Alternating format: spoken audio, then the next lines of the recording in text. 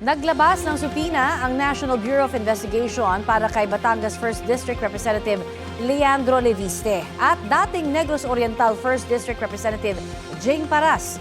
Kaugnay po ito sa umano'y planong siraan si Executive Secretary Ralph Recto. Ibinahagi ng umano'y talent manager o bugaw sa GMA News ang mga pag-uusap daw nila ni Paras para sa plano. Balitang hatid ni John Consulta, exclusive. Sa pag-iimbestiga ng National Bureau of Investigation o NBI sa plano umanong paninira kay Executive Secretary Ralph Recto, kabilang umano sa mga hawak nilang ebidensya ang cellphone ng umano'y talent manager na kausap raw ni dating Congressman Jing Paras. Sa eksklusibong panayam ng GMA News, ipinakita ng abogado ni Ken ang screenshots ng kanilang pag-uusap. Late na na-delete nila yung mga conversation namin kasi it was already screenshot by the NBI. Ano ba yung mga pinag-uusapan niyo po doon? Yung mga delete na? Yeah, it's about scheduling, time, and call times, and amount of money. Tungkol pa rin po sa project? Yeah, tungkol pa rin sa project. Kwento ni alias Ken, nakilala niya si Paras pagkatapos ng pandemya. At sa isang event daw nitong Hunyo, unang binanggit ni Paras ang planong paggawa ng umano'y script na sisiraan niya kay Recto. We had a dinner last time sa bahay ng isang kongresista na happens to be my friend, si Kong Jing Paras. He was my friend, diba? So I trusted him. Paano po niya sinabi sa inyo? Parang it's about time na character assassination natin yung ating executive secretary. It's all scripted, how to involve into getting girls, drugs. When we started talking about the project, kasi malalaking tao to eh. So hindi ko masyadong sinerseryoso yun hanggat marami ng follow-up, marami ng kulit. Tulad ng naunang kwento ni alias Jen, nakipag-meeting sila kay Paras noong July 15 sa Quezon City. July 15, that was the first meeting with these people, with Kong Jing and so-called attorney Freddy. I don't know the family name, but it's attorney Freddy. That to facilitate that script. So I brought the 4 girls there to reenact, to cooperate the script.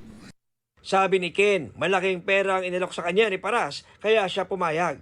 It's 6 million, then tumawad siya ng 5.5 million to provide all the girls, kahit hindi galing doon at hindi kilala, basta may script naman tayong susundin.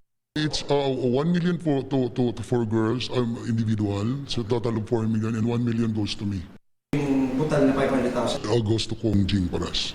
Sino rin po yung mga kailangang recruitin para po sa project na ito? Of course, yung magagaling umarte. Yung mga artistang nag-uumpisa pa lang na magagaling umarte. Kasi ayoko namang magdala daw ng tao na hindi naman marunong umarte. Dahil hindi naman nila talaga personal kilala si Senator Ralph.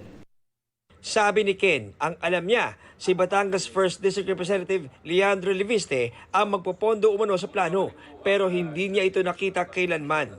I haven't seen Congressman Leviste, but they keep on telling us siyempre dalawa silang nag-uumpugan daw sa Batangas. And it is all understand that si Kong Leviste po yung magpupundo ng pera.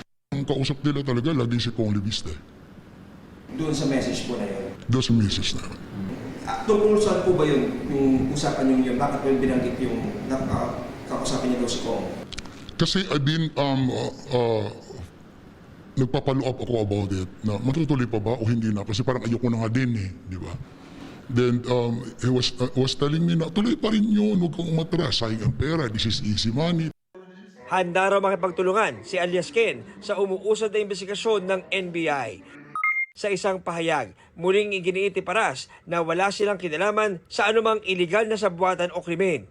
Itinanggi rin ni Paras na nag-alok siya ng pera kay alias Ken o nag-utos ng umano'y planadong operasyon laban kay Recto. Hindi rin nila matituring na patunay ang screenshots ng kanila umanong pag-uusap nang hindi na ipapakita ang pinagmulan nito. Gate pa ng kampo ni Paras, Ang pagpapalabas ng subpina ay hindi nangangahulugang may pananagutan na ang isang tao o patunay na may nagawang paglabag sa batas.